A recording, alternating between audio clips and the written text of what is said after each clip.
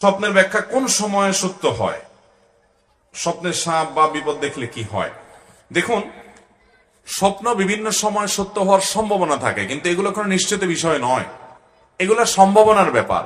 যেমন ভোরের সময়টা অনেক সময় সত্য স্বপ্ন হওয়ার সম্ভাবনা বেশি থাকে, যে স্বপ্ন মানুষ দেখার পরে করে স্পষ্ট তার কাছে মনে থাকে, স্বপ্ন সত্য হওয়ার সম্ভাবনা বেশি থাকে ভালো ভালো সময়গুলোতে। সাপ বা হিংস্র জীব জন্তু এগুলো অনেক সময় ব্ল্যাক ম্যাজিকের কারণে, কালো জাদুর কারণে, আপনি যদি দেখেন যে সাপে দৌড়াচ্ছে, কোনো হিংসাত্মক হিংস্র আপনার কোনো প্রাণী আপনাকে তাড়িয়ে বেড়াচ্ছে, তাহলে এগুলো বেশিরভাগ ক্ষেত্রে ব্ল্যাক ম্যাজিক এবং কালো জাদুর কারণে হয়ে থাকে। আমি প্রায়শ বলার চেষ্টা করি, প্রতিদিন মাহফিলে বলার চেষ্টা করি, ভাইরা আমার, প্রতিটি ঘরে ঘরে ব্ল্যাক ম্যাজিকের রোগী আজকাল, প্রতিটা ঘরে ঘরে দুষ্ট জিনে আক্রান্ত মানুষ আপনি টের পাচ্ছেন না। আপনার ছোট বাচ্চা 2 বছরের, ওর উপরে দুষ্ট জিন ভর করে আছে। আমরা বলি যে এত দুষ্টামি করে, এত পাগলামো করে, সীমাহীন। আমি আমার ব্যক্তিগত অভিজ্ঞতা থেকে বলছি, আমার রিয়েলাইজ থেকে বলছি, এগুলোর বেশিরভাগই হলো শয়তানের উপদ্রব, দুষ্ট জিনের উপদ্রব এবং ব্ল্যাক ম্যাজিক। ঘরে ঘরে জনে জনে এই রোগে আক্রান্ত।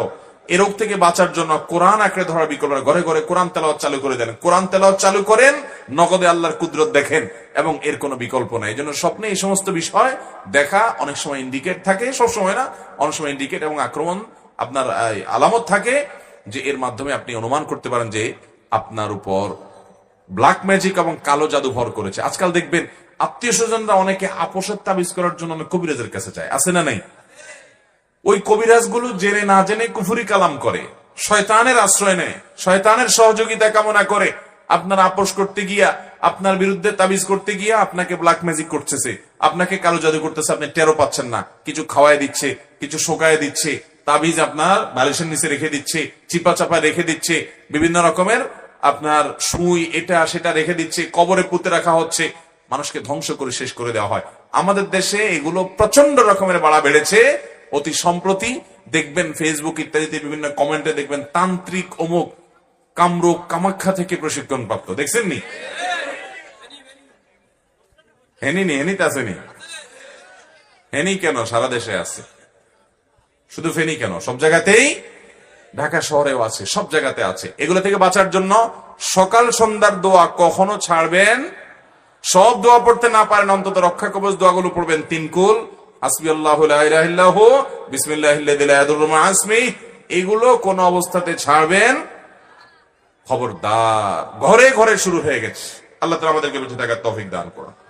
কবর বা কবরস্থানের সামনে করে মুনাজাত করা শিরিক কেন, বুঝিয়ে বলবেন।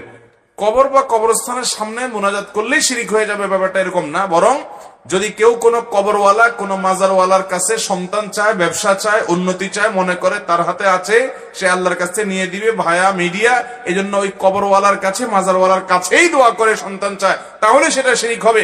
কারণ সে এটা চাইবে আল্লাহর কাছে, আল্লাহর গোলামের কাছে চাইলে এটা আল্লাহর সঙ্গে পার্টনার সাব্যস্ত করা হয়। এটা তো বুঝায় যায় দিনের মধ্যে কেন শিরিক হবে।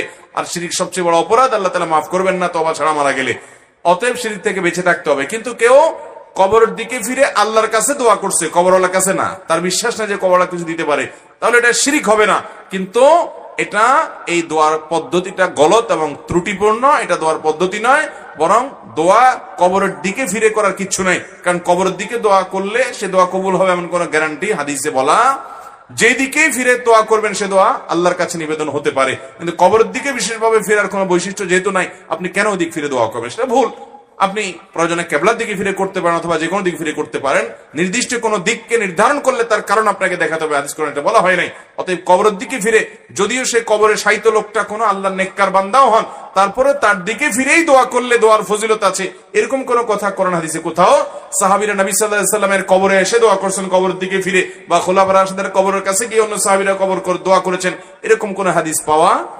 বিধায় দোয়া হবে আল্লাহর কাছে, কোন কবরওয়ালার কাছে। যদি কবরওয়ালার কাছে প্রার্থনা করেন তাহলে সেটা কি হতে পারে? শিরক অবশ্যই হবে। নামাজরত অবস্থায় দোয়ায়ে মাসুরা পড়ে সালাম ফিরানোর পূর্বে কোরআনের আয়াত দিয়ে দোয়া করা যাবে কিনা, বা কি কি দোয়া পড়তে পারবো? ভাইরা আমার, নামাজের শেষ বৈঠকে আমরা যে দোয়ায়ে মাসুরা পড়ি, আল্লাহুম্মা ইন্নী যালামতু নাফসি যুলমান কাসীরা, অত্যন্ত আবেগঘন একটা দোয়া। আপনি নামাজের পুরো নামাজের ভিতরে মনোযোগ রাখতে পারেন বা না পারেন, এই দোয়াটা পড়ার সময় আপনার মনোযোগ আসা চাই।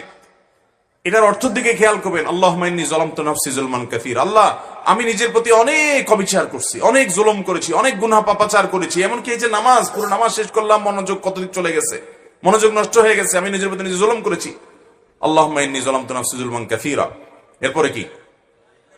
ওয়ালা ইয়াগফিরুয যুনুবা ইল্লা আল্লাহ, পাপাচার সমূহ আপনি ছাড়া কেউ মাফ করতে পারেন না। ফাগফিরলি মাগফিরাতাম মিন ইনদিক ওয়ারহামনি ইন্নাকা আনতাল গফুরুর। আল্লাহ, আপনি মাফ করে দেন, আপনি রহম করেন, আপনি গফুর, ক্ষমাশীল, আপনি দয়ালু। এটা বলে এরপর আপনি সালাম ফিরালেন, মানে আল্লাহর কাছে মাপ চেয়ে ফিনিশিংটা অন্তত ভালো করলেন। এই জায়গাতে দোয়া কবুল হয়। নামাজের শেষ বৈঠকে কি হয়? নবী করিম সাল্লাল্লাহু আলাইহি ওয়াসাল্লাম বলেছেন, সুম্মা লিয়াতাখায়্যার মিনাদ দুআই মা শা। শেষ বৈঠকে দুরুদ, আত্তাহিয়াত দুরুদ পড়ার পর সে তার যে কোনো চাওয়া আল্লাহর কাছে নিবেদন করবে। অবশ্যই সেটা বর্ণিত কোরআন হাদিসে বর্ণিত দোয়া হতে হবে। এজন্য এটা দোয়া কবুলের জায়গা। এখানে দোয়ায়ে মাসুর বা হাদিস বর্ণিত দোয়া আপনি করতে পারেন। নবী করিম সাল্লাল্লাহু আলাইহি ওয়াসাল্লাম এখানে আল্লাহুম্মা ইন্নী যালামতু নাফসি যুলমান কাসীরা, এটা ছাড়া আরো একটা দোয়া পড়তেন প্রায়, সেটা হলো আল্লাহুম্মা ইন্নী আউযু বিকা মিন আযাবি জাহান্নাম ওয়া মিন আযাবিল কবর। আল্লাহ, আমি জাহান্নাম থেকে এবং আযাব, কবরের আযাব থেকে পানা চাই। ওয়া আউযু বিকা মিন ফিতনাতিল মাহইয়া ওয়াল মামাত, জীবন এবং মরণের ফিতনা থেকে পানা চাই।